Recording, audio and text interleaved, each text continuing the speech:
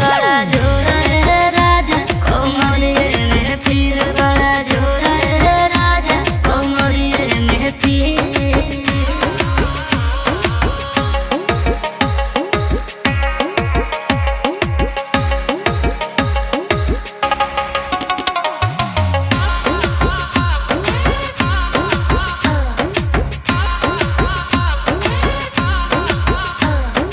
बोला धनी डॉक्टरिया बहता बोलाई खैबू दवाई कि सुई लगवाई। दिनमा में फल फूल विटामिन खियावेला रात में एनर्जी तो खर्चा करावेला। हो तो मजबूरी बुझ होई तोहर राजा सहतनी।